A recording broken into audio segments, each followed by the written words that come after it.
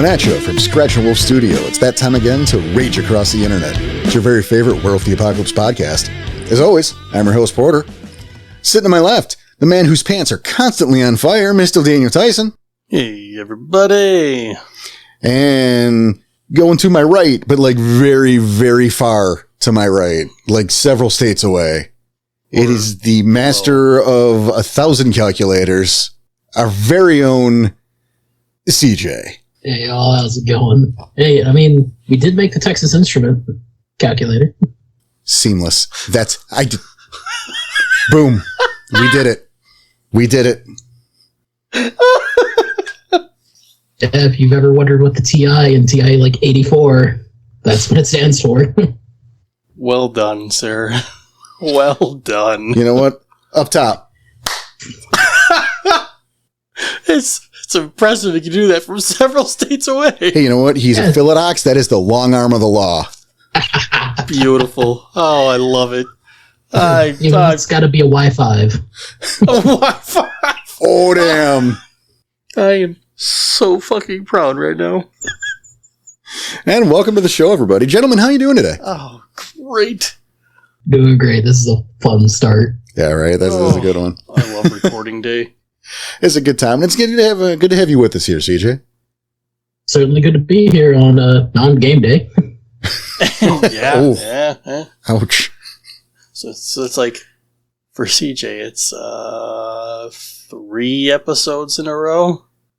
Because we got game in between them. Oh, God, you're right. Yeah. One of us, man. It's going to be 4. 4? Oh, because we got another Let's Play. Shit. 4 in a row. It's a month of CJ.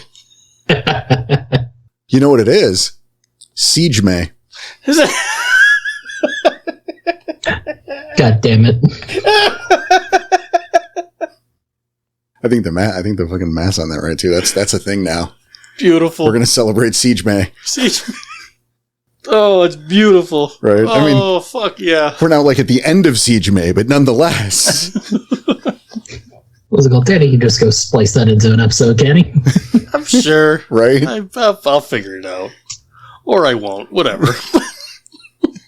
So if this is your first episode, welcome. Yes.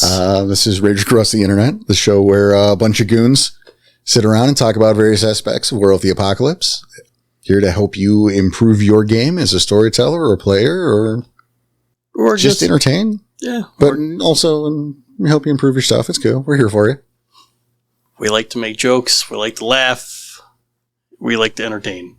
So, all at the same time while talking about our favorite game.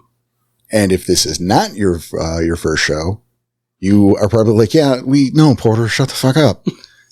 Which, yeah, I get it. But either way, we want to say thank you for tuning in and remind you guys that if you like what you hear, if you like the job we're doing, then help. Really? Yes, please. We would love if you could, give us some good ratings, some 5 stars, help with the algorithm. We show up for more people, tell your friends about us, tell your enemies about us. You find some weirdo on the street, tell that guy. Why not? Tell everyone. That's yeah.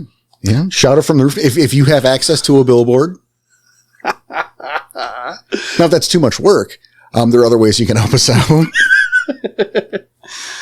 One would be, we have first of all, our Ko-Fi. kind of the most important. If you feel we deserve it, if you're in a place where you can, we have several tiers of donations. If you are able to help us that way. There's also with the Ko-Fi, you can just make your own donation for like a one-time thing if you want. Which is probably a little easier for some. Probably. But we also have the subscription tiers, and we have little rewards for people that are kind enough, generous enough.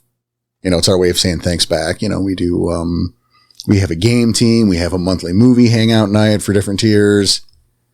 And that's ground floor tier too. Oh yeah. We have the postmortem series, which is, it's essentially an extra episode a month, that details the hows, whats, and whys of the games that we have played here around this table. Which essentially lead it into us starting the podcast. And also the reason we stopped playing for a while. Besides the point. Well, it was, yeah. Finally the NPC of the Month Club, which is where you get a fully fleshed out, it's a character from my personal NPC diary. I mean, things we do to say thank you for helping. And if the financial thing isn't something you can do, we totally understand. We don't want to press. We understand times are tough, and, we respect your money and your time. We hope you do, both of us as well. But if,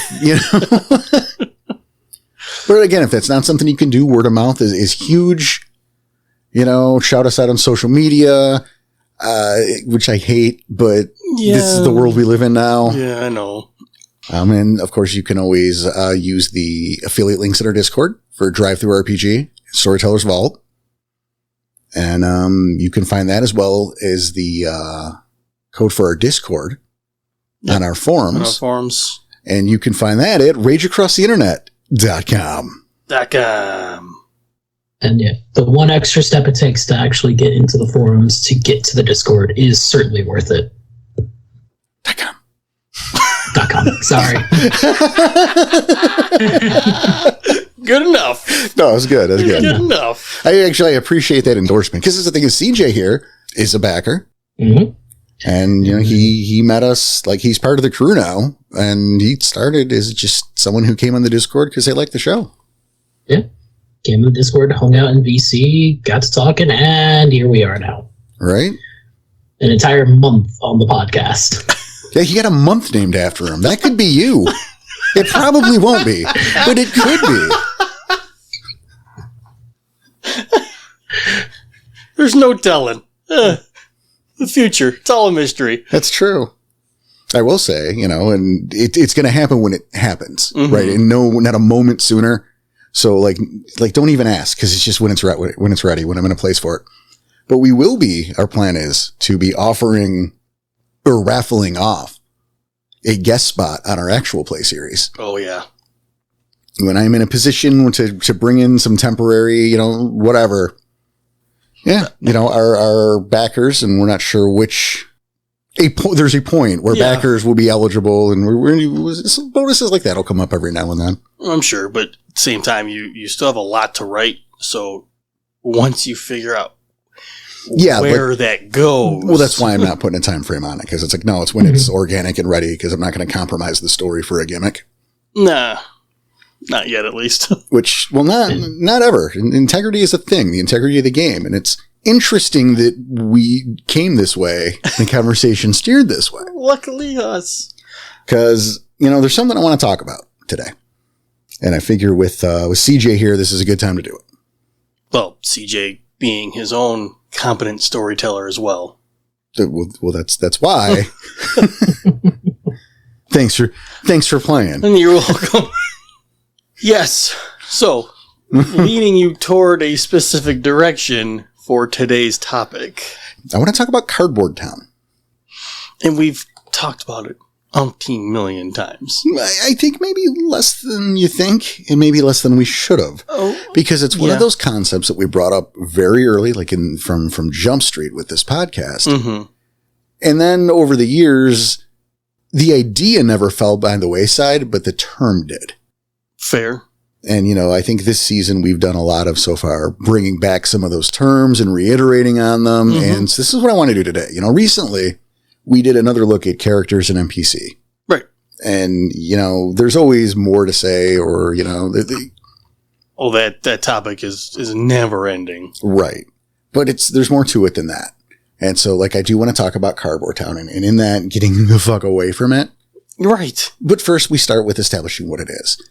And Cardboard Town is the phrase that we use here, is that two-dimensional world. It's a boring, bland. Very bland. It's the bare minimum. It is. It is the bare minimum. I've in the past equated to something like Final Fantasy. Okay. And I mean, let's go back to the first one, but it doesn't have to be the first one. It's that RPG where you're walking and you're talking to the townsfolk, and they say the castle is over on your left. And you talk to them again, and the castle is over on your left. And that's it. Their whole purpose is to stand there to tell you where the castle is. Now, Final Fantasy is a fucking Nintendo game. So it's doing what it's supposed to do. But we here doing this tabletop thing have I would say the ability and a responsibility to do better. Which goes back to our other term of ring the bell. Yes, it does, where good enough is not good enough. Ring the bell is about always trying to do better, getting the best out of yourself, out of those around you. And then once you've got the best, reach for higher. Right. Raise that bar, and there's the new best. It is one of those things that, like, you should never want to tell a bad story. You should always be trying to tell the best story you can. And it's hard to do that well in Cardboard Town. That's for sure. Like, I know I've told a few stinkers of stories from the beginning whenever I was first getting into things that were fully in Cardboard Town. But now that I've, like, taken the time and started taking steps back and looking at more of the whys, the hows, making a character an actual character, I've had sessions where my players have spent literally just hours talking to NPCs, hanging out in the SEP, doing small little political stuff. And those are as fun as the, like, marathon combats. Oh, they can be. Because everything was actual characters, not just cardboard cutouts telling you where to go. You know what? That's a solid point, and makes me think, Porter, you and I were having a conversation the other day, and... It doesn't sound like me. Well, of course not, right?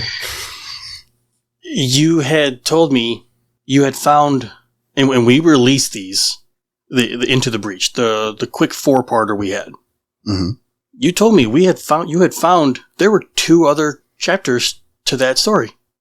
In my initial skeleton, yeah. So think about that. If there were 2 other chapters, that was because we were playing the game and we got so into it that parts of those chapters bled into what you were able to hear and what we were able to play. So you didn't even need those chapters anymore. Just because we were so into the game at that point. Partially. Part of that is the creative process in general, and that's something we can talk about as we go. But yeah, I did.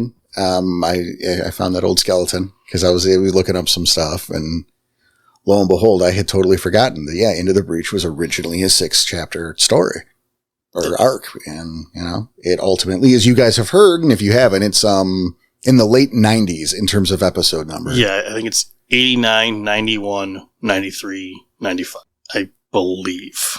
I could be wrong. But it's in that neighborhood. Yeah.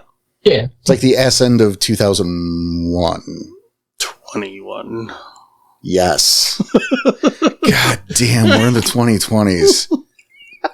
Who let that happen? Sorry to remind you. Oh, you suck.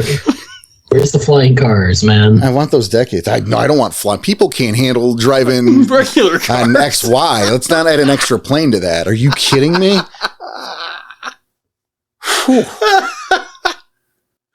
Tom will be very, very proud of you for bringing that up, by the way. I mean, no.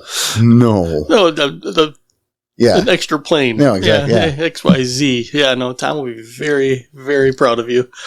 When I lived in Virginia, there were, first of all, the town I lived in, the small town, had like a glut of 7-Elevens for some reason. I'm sure. No, I mean, like, there were like 4 of them. I think there might have been more 7-Elevens than there were like people. There definitely were more 7-Elevens than there were doctor's offices and dentist offices. That's a fact. Put together? Possibly. Like, just a glut. It was really weird. I don't know. There's like 6 of them. All right. But there was one that someone had driven into. And when I say someone, I mean 4 someones over the course of a month. It's like every week, like they I don't know, they took a bet or something. Every week someone's going to drive into the 7-Eleven. It was the same 7-Eleven. Oh my God. So like it wasn't even on a hill or some like reason that it could have been. It was just the one they chose. Now imagine someone also flying. No. No. So no flying cars, please. I was going to say that there's a reason why we still don't have flying cars. Ooh. People can't handle the ones we have now. Yep. Fair enough. Have we kiboshed that hope for you? Yeah, fairly thoroughly here, but Aim to please. All right. Public service. Yep. So back to Cardboard Town. Yes, back to Cardboard Town. Oh. And I mean, let's look at some examples, like certain things like filling out a character sheet does not make a character. Oh, no. How many times have we said stats on a sheet mean jack shit without the knowledge of the character? Right. Greater context. Filling in your history section possibly doesn't do anything either. I mean, it's a step closer, but when you're creating a character, and this goes both for NPCs and for player characters, you want to create the most realistic, fleshed out character possible. And I mean, not for everything. If you're the storyteller, for an example, you don't need to give the life story of the waitress that's bringing food to your group, obviously. But listening to our Let's Plays, you figure that out real quick. But that's why I bring it up. Mm-hmm. There are characters that are just bit things that are there to fill the world. But if you're out of a sept, you need to build those characters. And I say this because the more you put in, and this is the beauty of the tabletop RPGs, is the more you put in, the more you get out. By far. It goes for player, it goes for storyteller. You guys, CJ brought up, all these stories of people just hanging out and spending time with these NPCs. And the reason that happens and the reason people have so much fun with that is because CJ does not work in Cardboard Town. He wants to build people that feel real. And you want to do that. So your characters, or your players rather, will form a connection with these characters. You give a shit what happens. Well, forget the hypotheticals. Let's look at our actual play.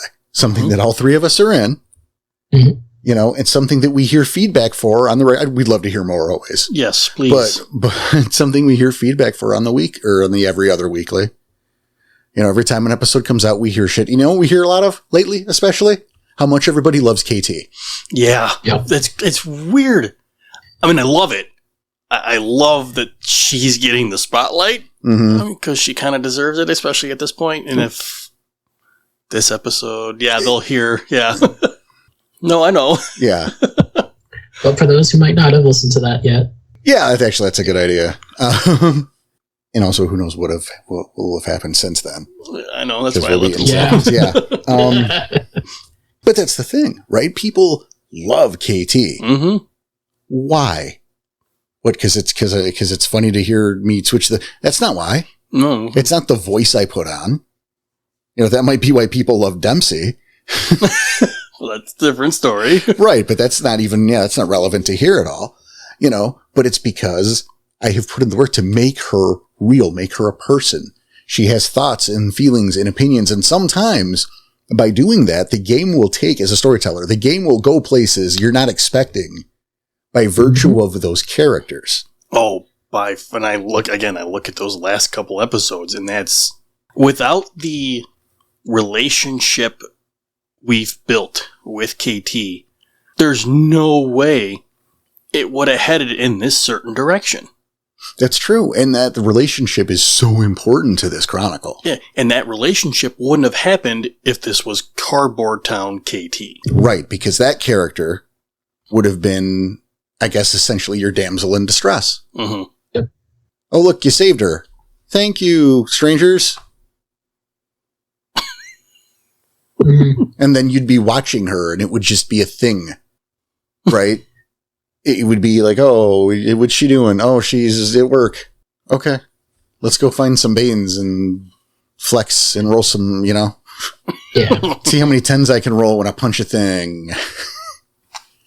Big dice pools go burr. Right. But instead, with KT, we hung out and had actual, conversations with her in many different contexts now. And I gotta say, those have been some really fun interactions. I've had a lot of fun with it too. And that's something is you're building a character, right? And again, you're putting them together and you're discovering them. And sometimes that takes time. And that's okay. Sure. You can build a character in stages like that and pile on more and learn as you write.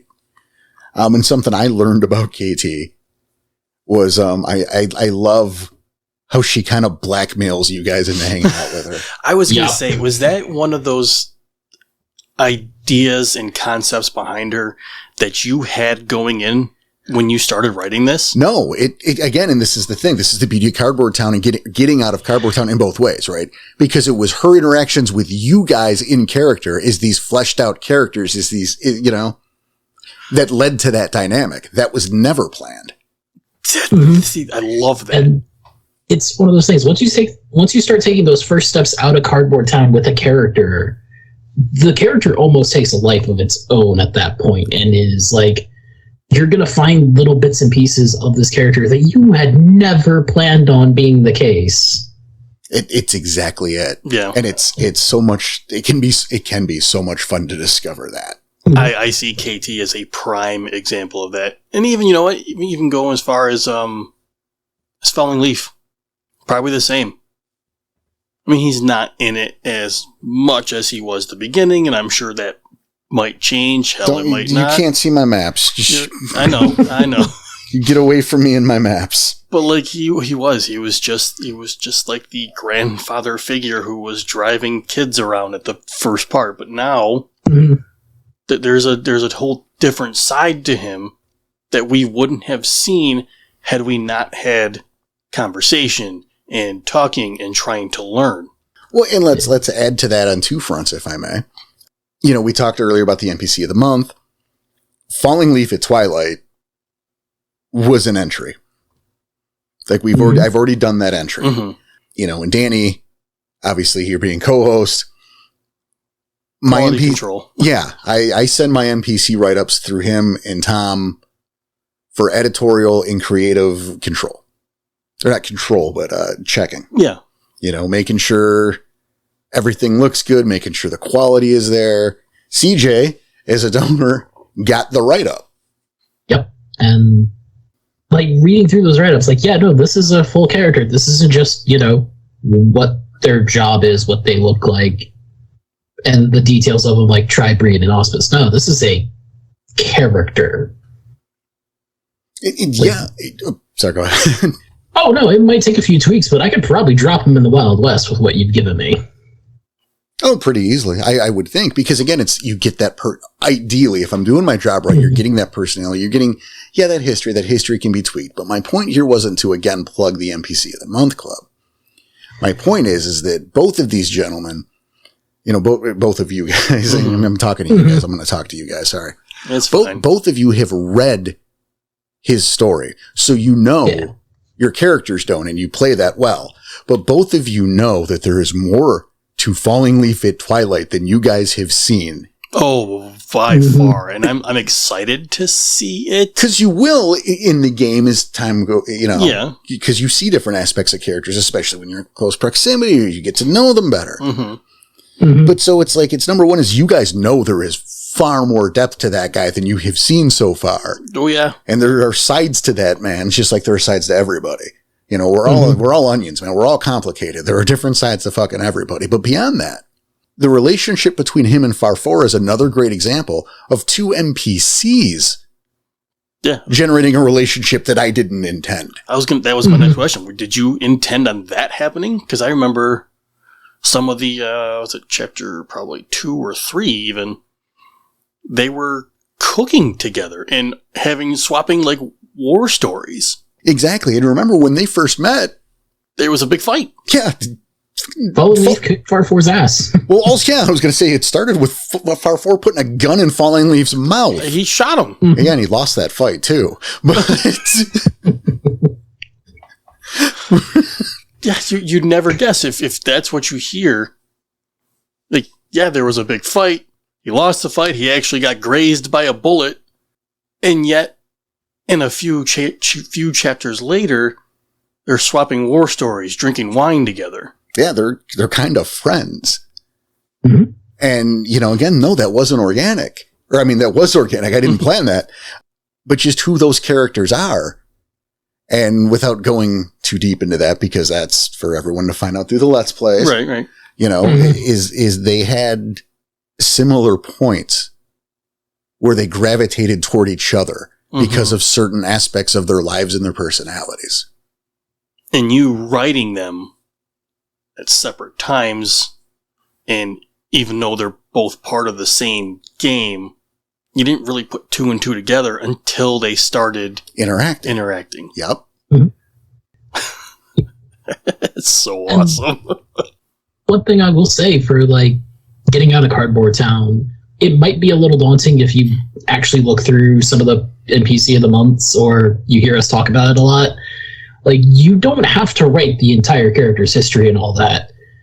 You really just need a few little points here and there of like what might they do, how might they behave, and maybe a tidbit of history. No, absolutely. You don't need much once you figure out who they are. It's a great point, Ceej, and thank you for bringing it up. Yeah, because it does. I guess that could sound daunting. I think maybe I make it sound like, oh, well, you don't need every aspect. No. You need the bullet points, the important things. What makes that person tick? Because the rest might just fall into place. Exactly. Is it the death of a loved one? Is it a deep need to fit in? Is it a desire to protect? Why? Why do those things exist? And once you know the why, and things spread out. You know, I always say the why is almost always more interesting than the what. So ask yourself the why when you're making your characters, when you're making the NPCs. And don't be afraid to make room for growth. You know, I don't want to spend too much time on character creation kind of thing, because we just had an episode about it a little bit ago. But it's there's always something to talk about it with it, and it's kind of the easiest part of it.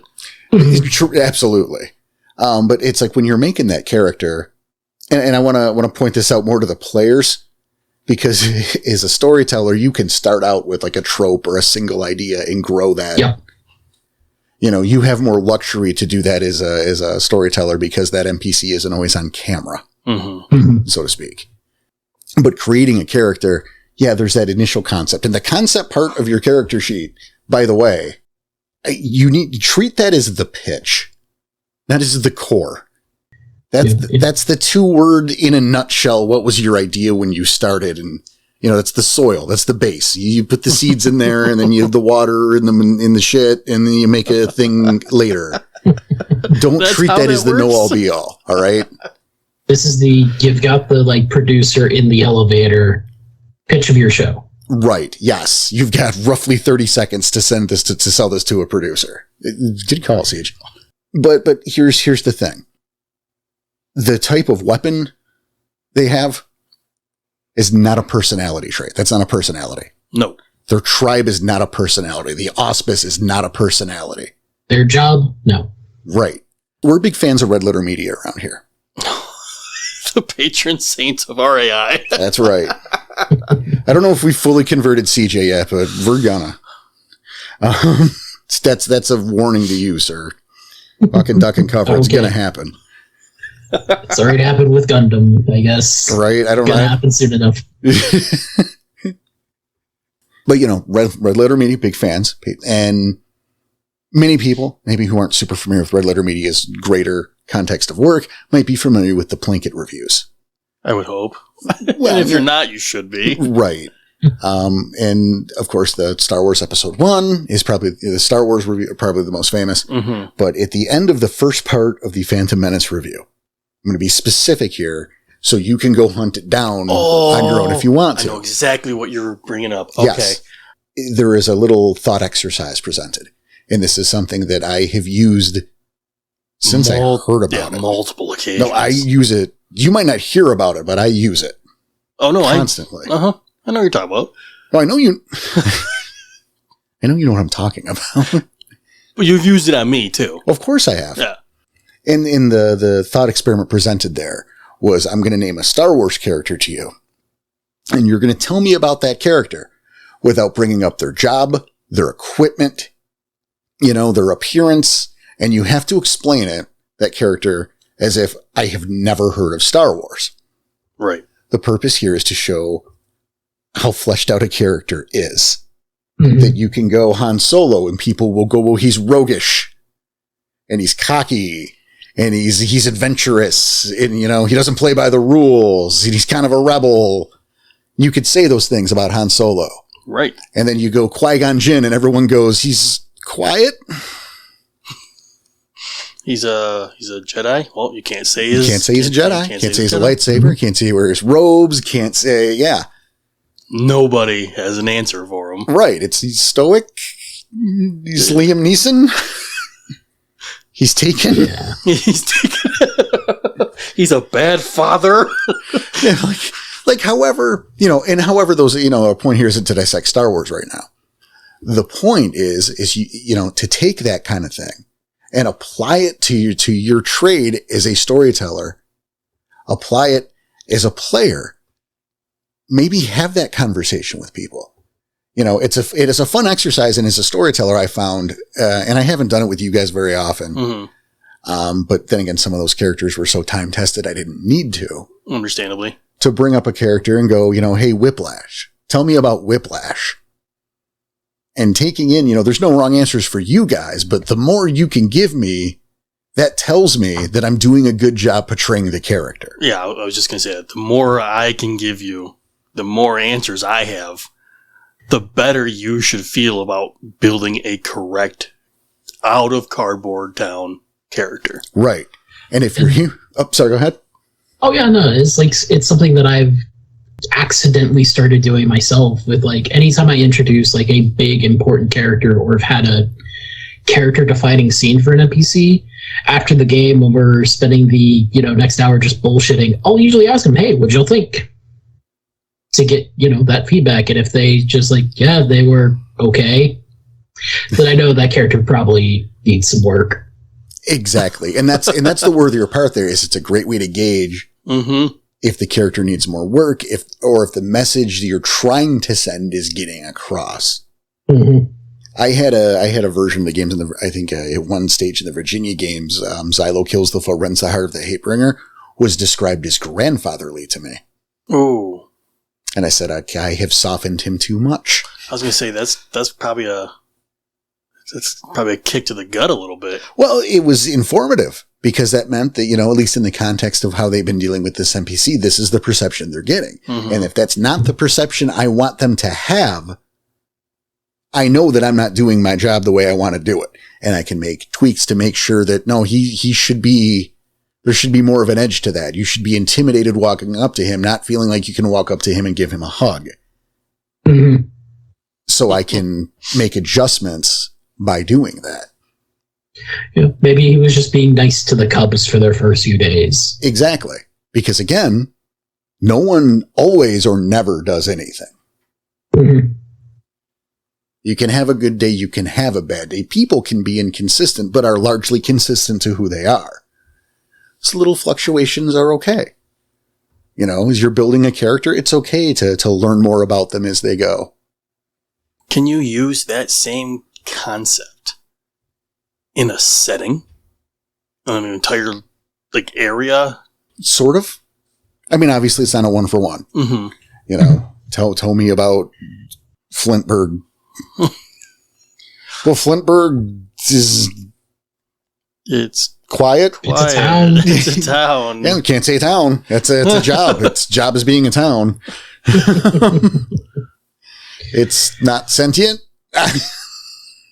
But we can say something like Willowsburg, right? Is it Willowsburg? Thanks for listening to the podcast. Yeah, I know. It's Willow's Pass. Yeah, Willow's Pass. Sorry. We can say it's mysterious. You could. Got a lot of weird things going on. See? So many connections. I mean, no, that's a good point. And nice on the segue. Mm-hmm. Because yes, you can. Cardboard Town doesn't just apply to characters. And you don't always have to do these things. All right. Like when we're talking about a setting, mm-hmm. You want to put the extra touches in. You want to make sure it's not flat and boring. But you don't have to write a detailed map in history. But sometimes the 7-Eleven is just a 7-Eleven. Right.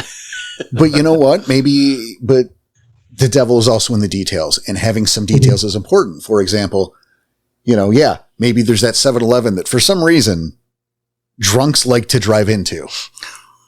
There's 3 in town, and and it's only the one. Weird. This one has been robbed twice last year.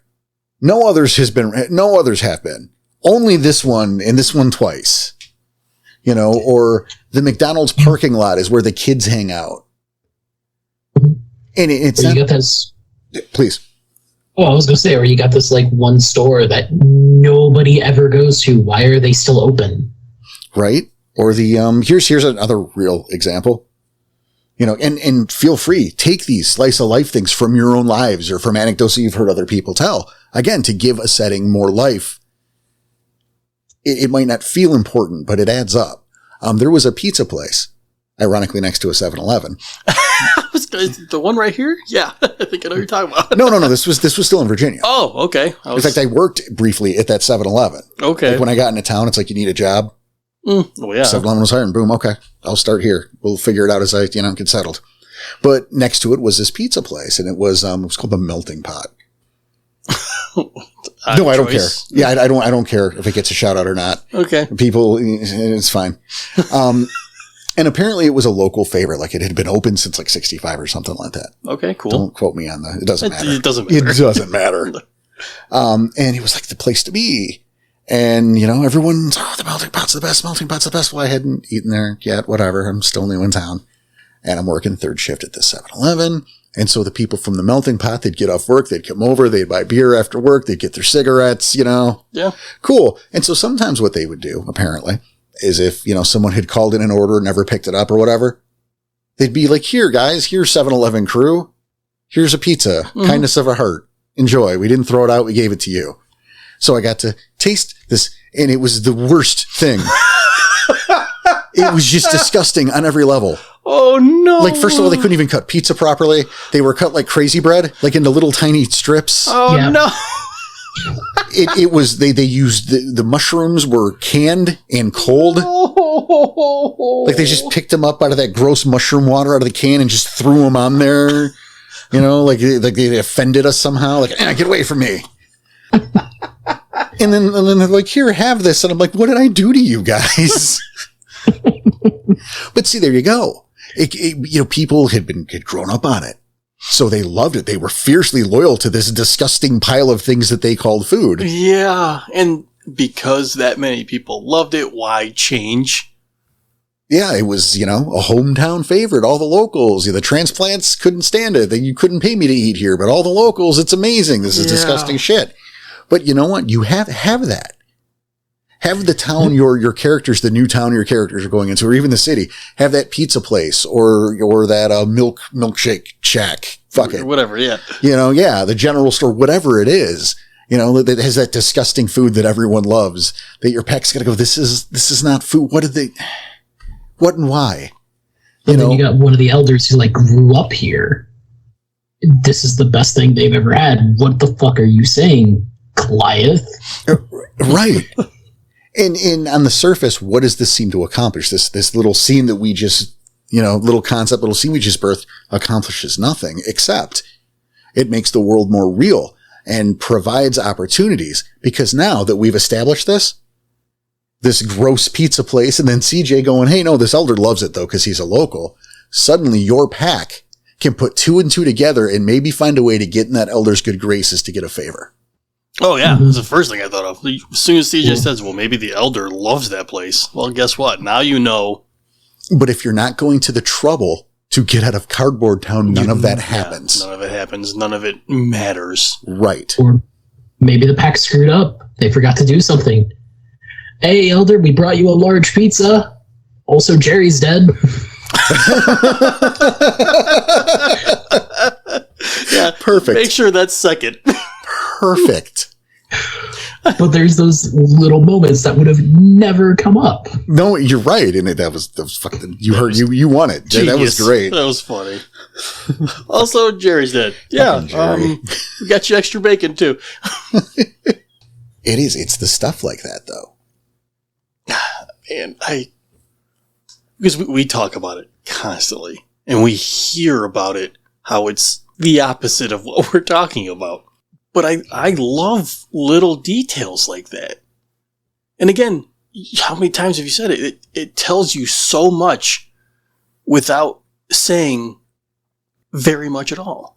Oh, and it's something that you don't always necessarily need to have pre-written. Like if you're describing the location that they're going to, and for some reason you just get a wild hair to say, you know, there's these two pizza shacks right next to each other. One is completely full, the other's not. While you were describing them, hey, maybe there's something to go off of, or maybe that's just a detail that you added without even thinking about it that could lead to something else. Oh, very easily. It could be something that you come up with in the moment that, like, yeah, no, maybe this deserves a little bit more going into. I can give you two things right off the top of my head. Please. Number one, the empty one is empty because the owner's daughter just had a hit and run and killed a child. Ooh. It's a small town, and, you know, fucking Janie was drunk driving, and this is the owner of this pizza place. We're not supporting them. They're on the shit list.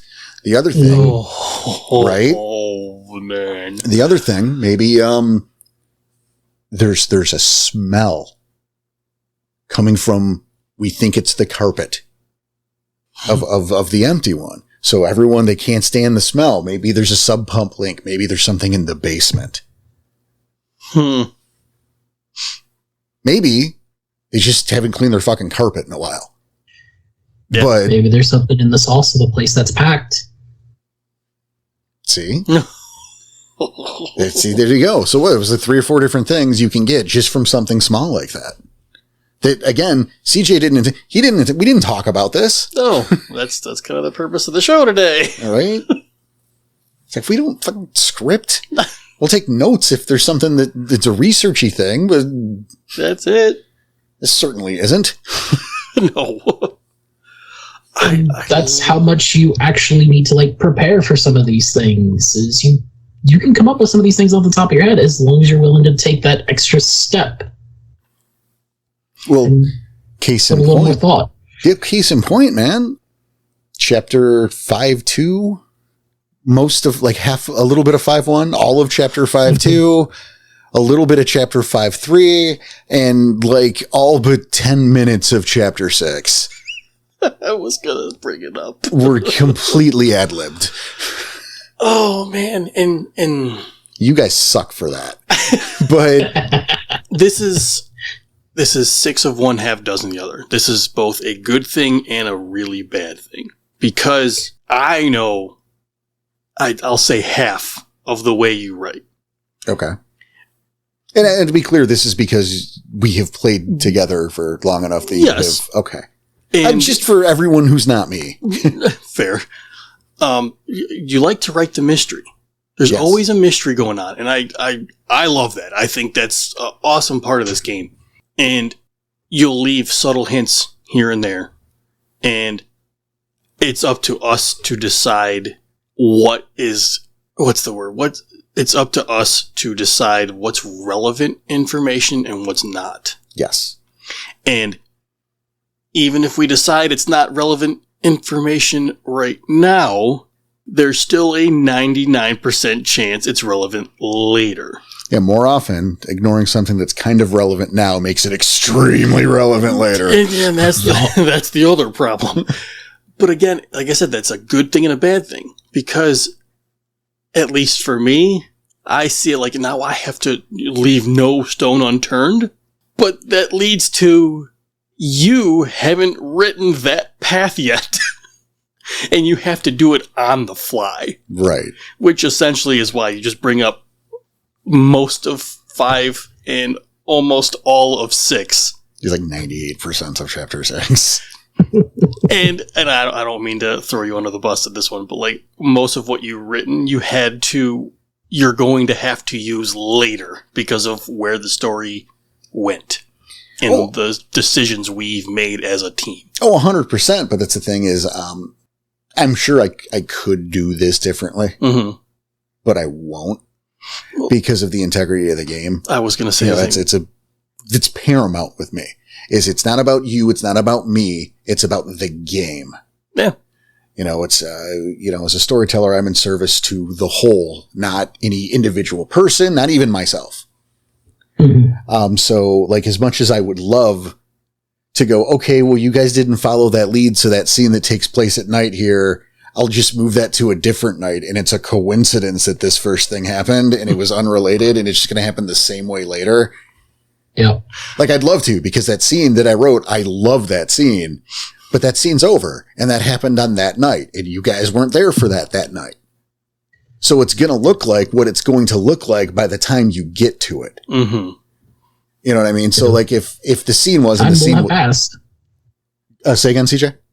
Yeah, time will have passed. Stuff will have changed. Exactly. So if it were and it wasn't, just to be clear, I'm making this up now. You know, if like you were trying to save a child from drowning, that kid is dead and you're going to find his body the next day, where you could have been there the night of and saved him. Even though I like it better if you saved him. Well, clearly, yeah. You know, you didn't. And I'm not going to screw up the game and insult everybody by going, oh, I'll just change it. yeah, because I like it better this way. That's not how it happened. But it just goes back to... There's no drowned kids. I made that up. You made it up on the spot. That's fine. Yeah. Someone's gonna latch onto it. I just want to make sure. Go ahead. It just goes back to how important the integrity of the game is. Oh yeah, that's paramount first. You know, we even go back as far as Tom and back to the guilty. Yep. And his... That's never been brought up. Never. Of course not. And let's feed his ego again. That's fine. That's fine. That was not the original ending of the story. Nowhere near. And how can you possibly change it? I mean, you could.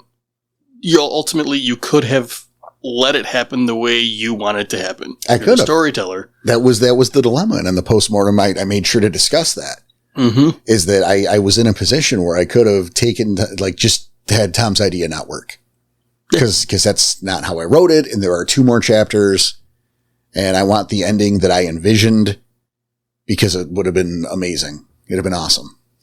Mm-hmm. But the day came, and, you know, to be fair, we took about a half-hour break because I had this dilemma to decide what the fuck to do. Yeah. There's a massive course correction. Mm-hmm. And, you know, I was unsure for a little bit, and I thought about it. You know, I went outside, had a couple cigarettes, and thought about it. And I said, I don't want to be a part of a game that is in service to the ego of any one person. Including yourself. Exactly. So I said, like, I fucking, you know, shed a metaphorical tear, poured one out for my original ending. And fuck, all right, let's go. Let's figure out how to patch this up and fix it. And I commend you for it, because it can't be an easy decision to make. No, it was heartbreaking, because with the guilty, I considered the guilty my magnum fucking opus. And you got to remember that I envisioned the ending first. Pretty much first, yeah. So it was all building toward this fucking crescendo, man. See, to have, you know, to have the players responsible for making the choice of trusting one's enemy or destroying everything that was built to spite them. Yeah. And when I say destroy everything built, I meant metaphorically, but it kind of wasn't metaphorically. You guys had your thumb on the detonator, literally. Mm-hmm. But now this is also where, like, yeah, you were able to make these changes because you knew how these characters would react. You had, if you didn't know, you had at least a pretty good idea because they were characters, not just a cardboard cutout. Exactly. Like, the hard-ass drill sergeant's gonna behave the exact same way the hard-ass drill sergeants will always behave. Now, the hard-ass drill sergeant who is like a single father and actually cares about his kid is going to behave differently whenever, hey, yeah, no, the school bus that your kid's on might have a couple Banes riding on it in, like, the driver or something. Versus, yeah, no, that school bus is going out of control.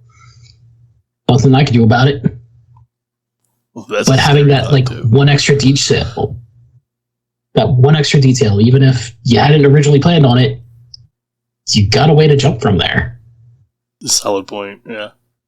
You know, in going back to that drill sergeant type thing, it's the difference between I'm a sadistic mean man because that's the trope. Mm-hmm. Mm-hmm. Or the, I am putting you through this to make sure that you come back home alive because I have lost too many people. Because I know that your life is difficult. Because I know the dangers out there and I need to put you through them in a safe environment so that you come home. That difference in motivation is all the difference in the world. It's huge. The trope guy who's just mean for being mean because he don't care about, he doesn't even have cares because he's a cardboard cutout. He's just there to say mean things. Mm-hmm. The other one, however, pushes you out of the way when someone throws a knife and ends up losing an eye. I was wondering if you're going to even use the name. I don't know that I need to. No, obviously not. And it's like, that could be one of those split-second decisions, like in the middle of the scene. That, yeah, no, because you know this character, because this character would do this. There you go. There's a decision that can be made to change up the narrative a little bit, because let's say you did roll your dice behind the screen and you just killed a player unceremoniously. No, the drill sergeant takes the bullet for him and loses an eye. And the beauty part about that too is because, our drill sergeant here is a real character, is a fully fleshed out character. He has a relationship with your players, and that relationship differs not only between players, but again, than it would if they were Cardboard Town, right? Right. So maybe he jumps in front of this player, but not that one. This is an example of where your relationships, as you build those with these NPCs, matter. Ooh. Yeah. Okay. Oh. That's big, because, and again, it just goes back to and shows you so much without saying so much. He would have jumped in front of player A, but even a chance of player B, like whatever, not going to care. Just another casualty of war. Things happen. Mm-hmm.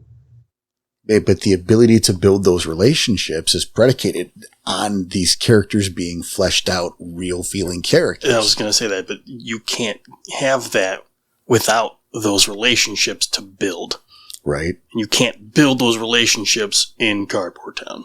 I look to the Wranglers pack, who in a version, somewhere, they were a pack that was intended to be transplants from Texas. The Southern good old boy pack. Now, as a Cardboard Town version, they're Yosemite Sam.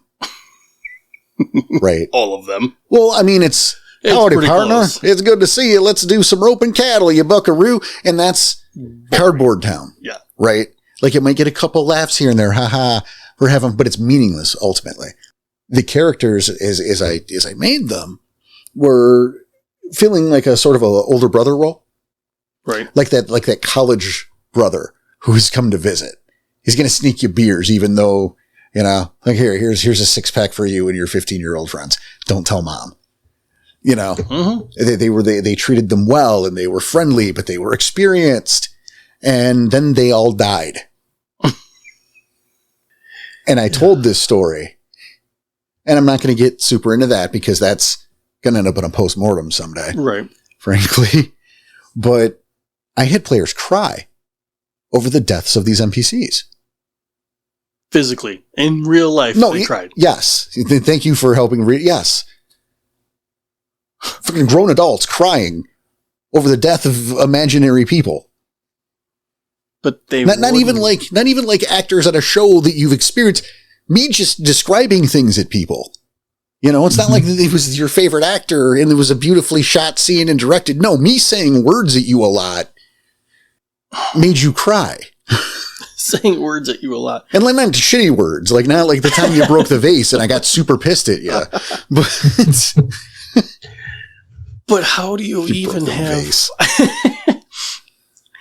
how do you even have that kind of reaction if you didn't build that relationship in your head? Well, that's the point. And yeah, I know it is. That's why I'm saying it. Yeah. Is by having, by fleshing these characters out, you're making your players give a shit about the world they're in, about the characters they're in. When someone doesn't come back from a battle, it matters and you feel it. And let me tell you, that's the shit right there. You want your players to feel it. As a storyteller, you want your players to be that invested in the world you create. As a player, you should be interested in being that invested in that experience. You don't have to, but I'll tell you, it's more rewarding. That's what we're doing here. One of my favorite scenes to date came from taking a character out of Cardboard Town. And it was just a small little nothing scene. In one of my games, the player ended up adopting a couple wolf cubs because they found, they survived a massacre of their little family unit. Adopted them and is asking some of the local lupus in the sept to, hey, can you watch them for me? Can you, because, we're actually going out and I'm Hamid, so I can't really do this as naturally as you guys can. And he comes back one day and there's a particular member of the sept who is this hair trigger going to rip you up and the next county if you piss him off by looking at him the wrong way. And here he finds this guy, this lupus, playing with the cubs like any older brother might with their little kid. Toss them around just a little bit, but nothing to hurt them. Play fighting and stuff like that. And when the player made themselves known, they got stared down and just was simply told, tell no one. Because there's this guy's entire image gone. People are going to start, messing with him because of it. And it's just this one little scene, just an extra facet of this character, a small little detail that unless they ever were in that position, they would have never known. And just getting that player's reaction and hearing them talk about it afterwards, it was a tiny little scene. It lasted maybe 5 minutes. But it is still one of my favorite scenes because of just how it went, how it reacted, or how everybody reacted, and the depth it gave to that character. He's got a reputation to uphold. Right? It'd be like catching whiplash with a Barbie. Like, what? I don't know. I can see it. Training the younger cubs, like, this here. They're here. You cover the flank. Or showing where all the vitals are. Even better. Holy shit. That could make a fun little adventure. And we're going to put a pin in that for just a second because I can hear some people right now. I can already hear some people. Oh, I'm sure. Going, not every game has to be all serious and dark or, it's the world of darkness. So yes, shut up a little bit. It does. But, like a little bit. There's room for light, and that's important to contrast and to remind, especially in something like World of the Apocalypse, to remind your players what they're fighting for. But that's not what we're doing. Yeah. But I can hear people going, well, maybe I want something of a lighter fare. I don't want to, it seems like a lot of work and I don't, what if we just want to have fun? Well, you can, first of all, it is fun this way, I swear. But you can have fun that way because we just talked whiplash with the Barbie. Ha, what a fun concept. But here's something based on what you guys just said. What if there is a story involving you being sent to pick up an item and it's like a blow up doll, like a real doll kind of thing. Right. And now you got to take this thing back to your whiplash type character. And you're like, what the fuck is going on? And he is using it to show vitals. And now you've just written a scene or two about these awkward moments where you're going to the address that you had no idea what was there. Yep. And you whole entire time on the way back, because you're going to happen. It's right. Of course it's going to happen. You're going to make the jokes. You're going to look into this box, even if they told you not to. Right. And like, maybe it's not even that subtle. Like, it's not some sort of, we're hiding it on Main Street. It's, Kimi K's Sex Dungeonorama. It's Dildopolis. You walk into Dildopolis and get the level 12 sex doll that your Cairn warder told you to get. And this is weird and it's creepy and it's gross and you take it home and you find out it's for training purposes and not for anything gross at all. But how weird and awkward. Maybe that was a lupus who didn't know better, or was a lupus, right? And maybe you were sent by a ragabash who just wanted to fuck with you. They could have got a different thing. They could have had it mailed to like the ranger station or whatever, but they sent you because they thought, hey, we're going to teach you a lesson about assumptions. We're going to teach you. Yeah. Oh, big time. Right. Like there's things you can do even with something like a silly premise like that and make it work for the greater scheme of things. Yeah. I look back at the Q&A we just did. We talked about Mia and Bodhi. Yep. Behind the door, it was going to be a whole lot worse, and what we see compared to what is actually going on, and we all threw CJ under the bus. Yep. Hey, but another little lighter, sillier moment if you want. You know, just get back to the sept, you go hang out with some of the people from your older brother pack, you find you're going to do this, you find one of them, and he is fucking blazed out of his mind. Oh. He's making a fool of himself, he might even pass the awakened weed around. But it's afterwards, when everybody's coming down from the trip, you find out his entire pack just died. How about that? Yeah. Okay. Nice spin, because I rolled my eyes. I almost fell out of the chair.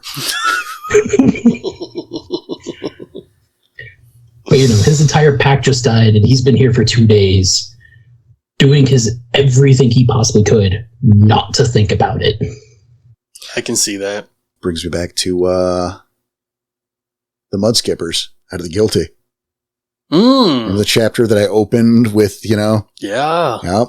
With the surviving members of that pack. Yeah. Huh. That's a nice callback too. You're right. I didn't think about that at all until just good on you, CJ. That was nice. But it's like, yeah, that's a small little detail. Like maybe this guy is the one who gets high and all that, whenever they're in the sept. You find him once more and he's just extra. Maybe he's just having fun, but until that scene happens, until you get to that extra bit at the end, it adds some depth. It adds some extra meaning to that moment that could have just been a gag. No, absolutely. And again, moving from characters, going back to setting something like, setting up that cairn in certain ways, and I make that segue, like maybe that character has a certain spot that he goes, that the elders just don't really patrol. They don't really go near because of, or you look at something like the Sweet Summer Rain sept in the puppy pit there. that trench next to the little river that always and only floods that they make the new cubs sleep in. Mm-hmm. It's plenty just the little details, right? Plenty of room on the grounds. The cubs sleep here.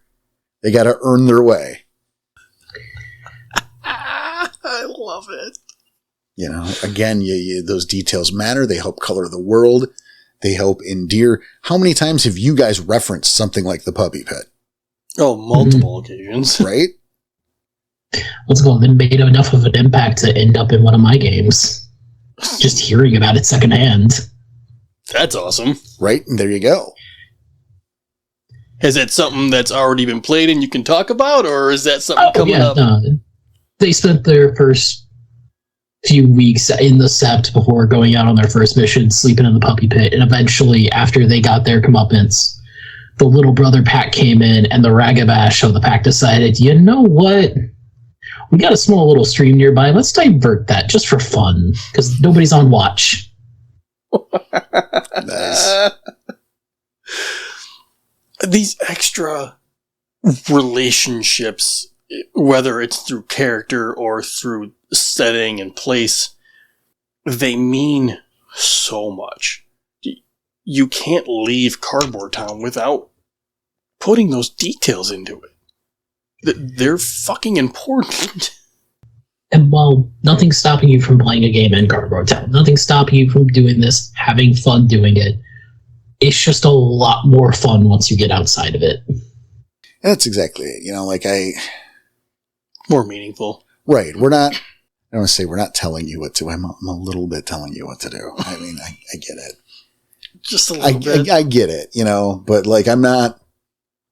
And it's a thing, and we've talked about this off camera every now and then. Like every now and then, people will get mad about that kind of stuff. Like well, he said you can't. Well, I'm not the boss of your game. I'm giving you advice. It's good advice. I promise. It's been tested over decades. But I'm not in charge of your game. So if I'm like, you shouldn't do that, and you want to do that, I guess do it. It's all right. No one's going to stop you. But, that's why we're here. We're here to help. We're here to show you stuff, show you tricks you didn't have before, or you didn't know about, or you didn't think to do, or, we're here because we love this game and we want you to love it just as much as we do. To see it through, I want you to see Werewolf through my eyes. When you see it how I see it, how much I love this fucking game and appreciate it on the levels that I appreciate it. Like, Jesus, I want that for everybody. Sorry, I kind of. No, it's fine. It's fine. I was going to say, we still got a little bit of the show left. Yeah, that did kind of feel like that was a nice ending. It really was. The end of the show, but it's not. We're okay. But I get it. I mistimed my impassioned plea.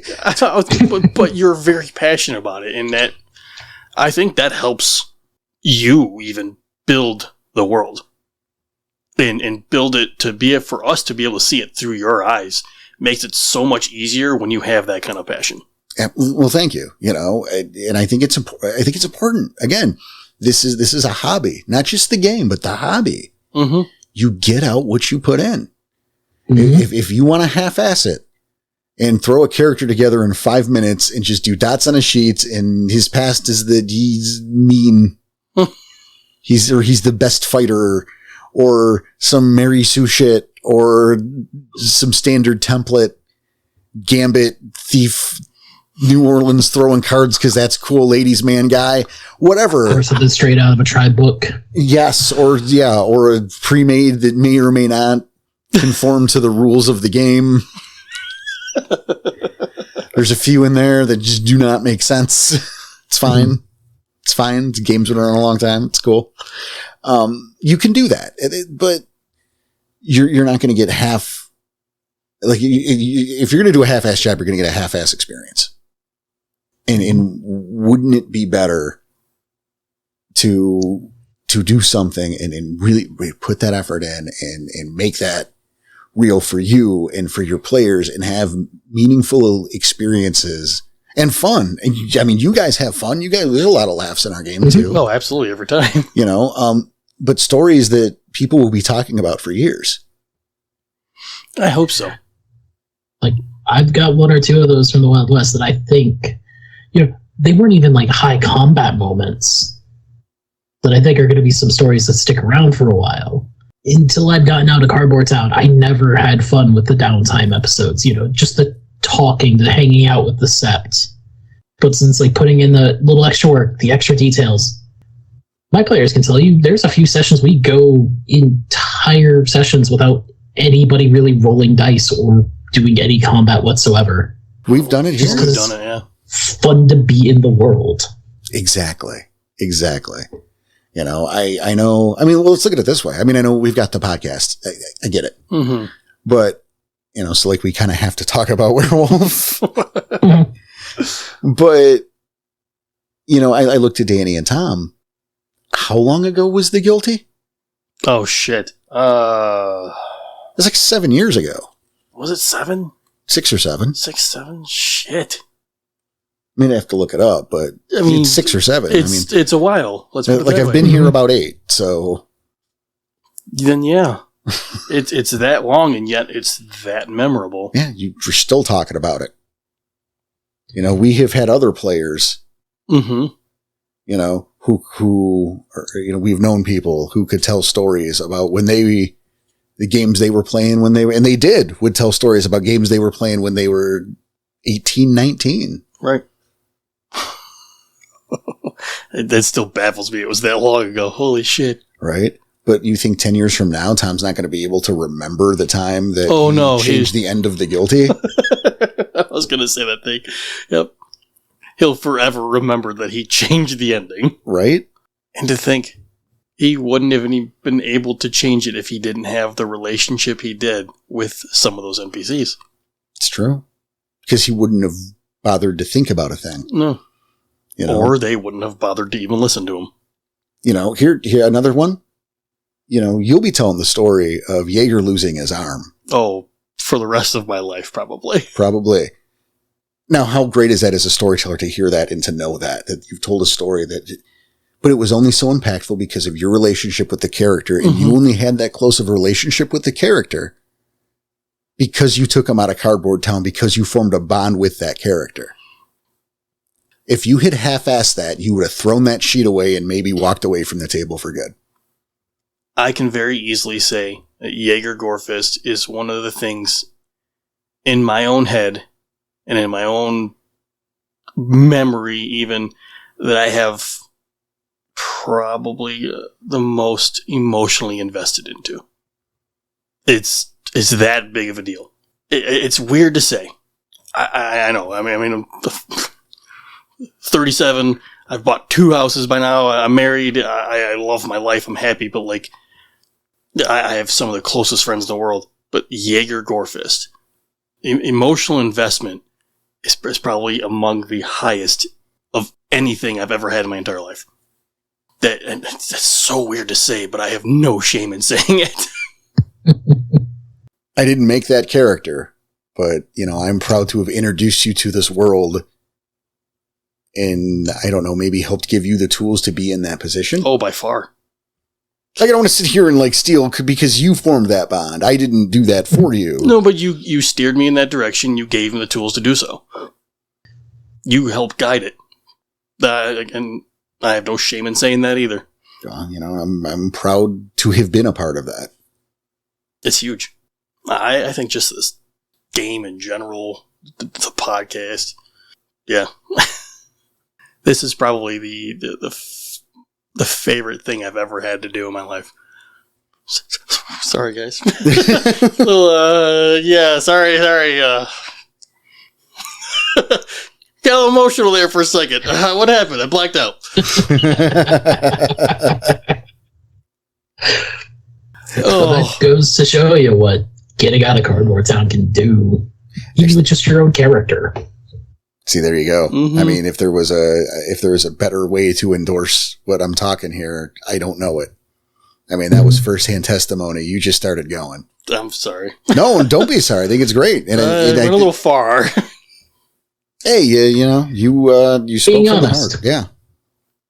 I'm pretty sure I've gotten to the point with some of my players that they've made their own characters and are invested in them enough that I have a feeling if I were to kill off a few of them in specific, I have a feeling some of those people are going to cry.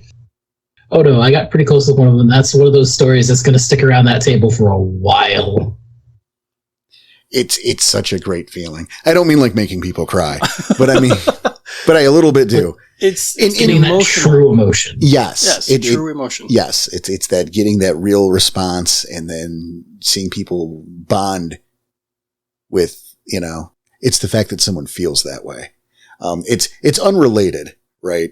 But once upon a time, many years ago, I had a friend who set me up with one of her girlfriends, you know, whatever, right? Mm-hmm.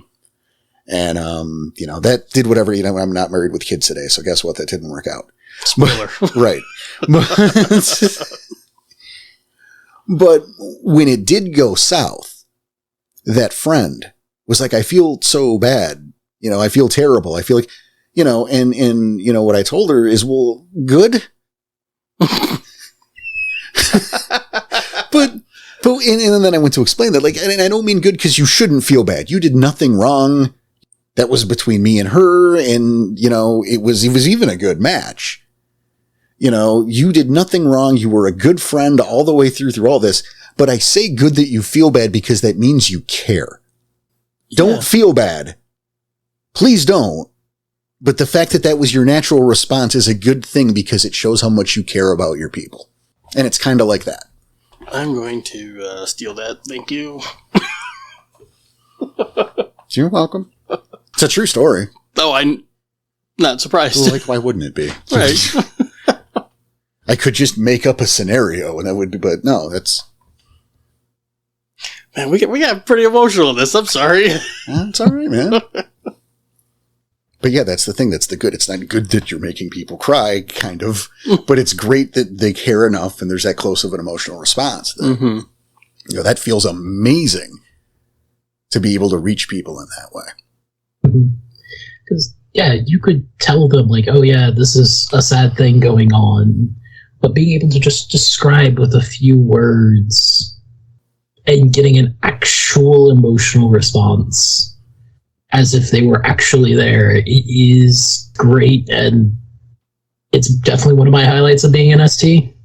Like, I could talk to you every day about the plots that we've been running and the stuff that my players have done in that case. But still, the stuff that I will point to is those small little interactions where characters were put on full display. I was going to ask if you can probably go on and on about the plots and the things you've written, but how much of that is memorable compared to the situations and things that have happened because of the players themselves creating? Oh, yeah. Like, the Uncle Iroh character for my game, the mentor figure, he was just originally supposed to be like a talking mouthpiece to explain to these cubs the litany. But with how much they attached themselves to this character and how much they were invested, it's led to an amazing story with some really, really tear-jerking moments, like especially when they were basically talking to Grandpa on his deathbed.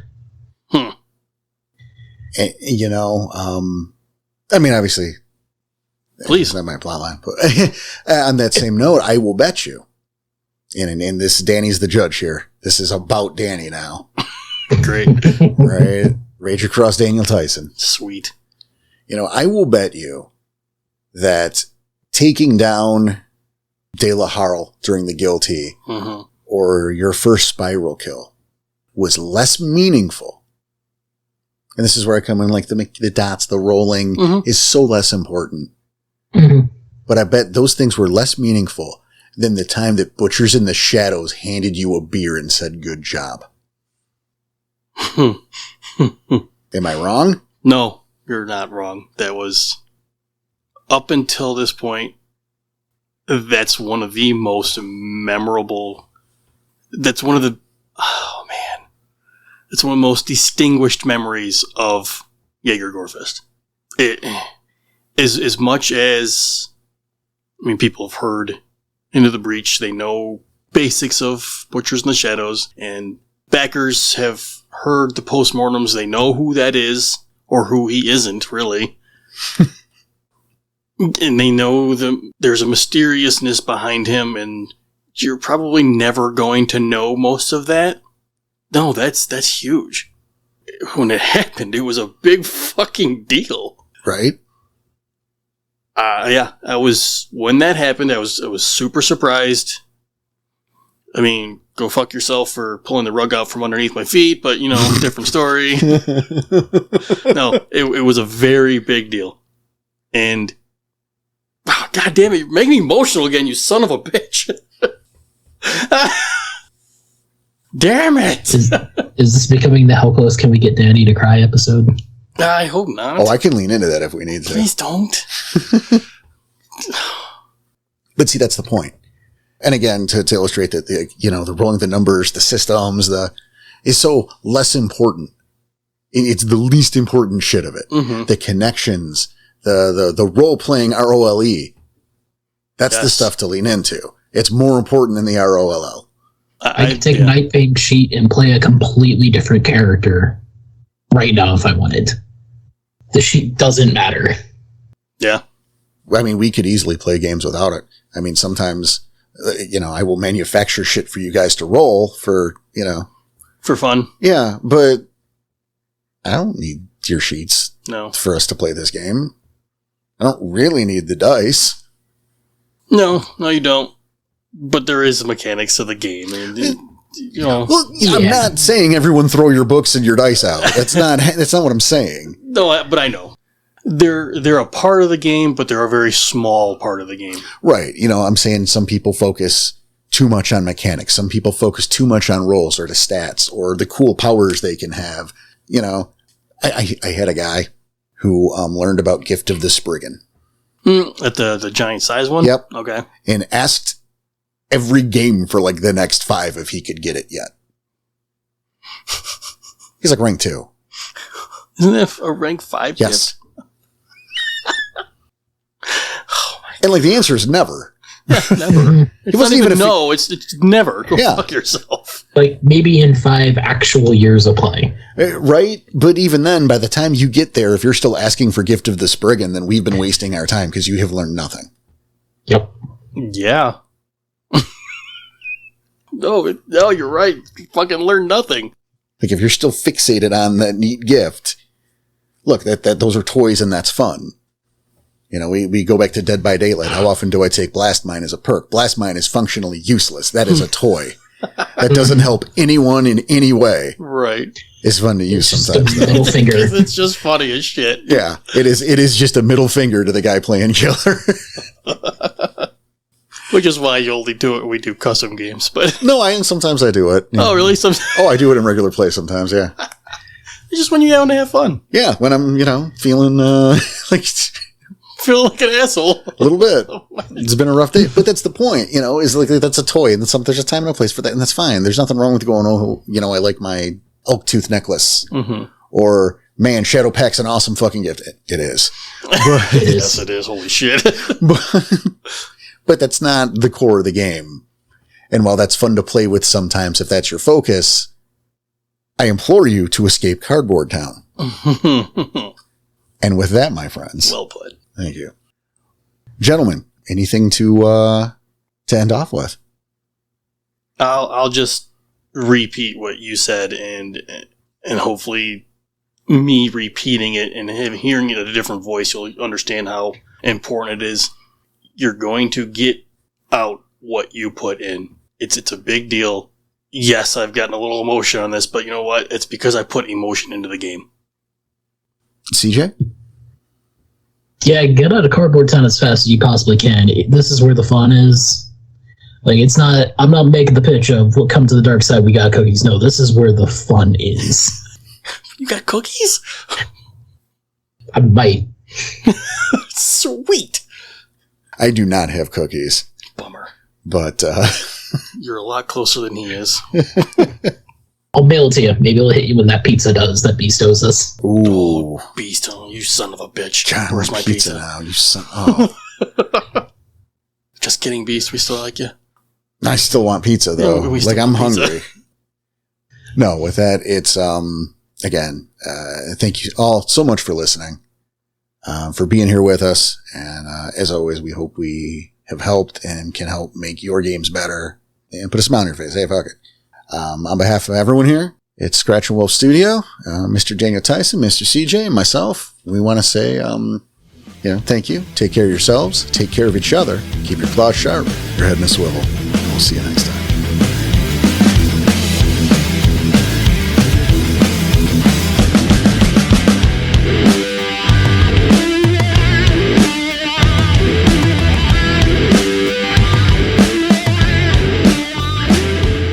You guys suck for that.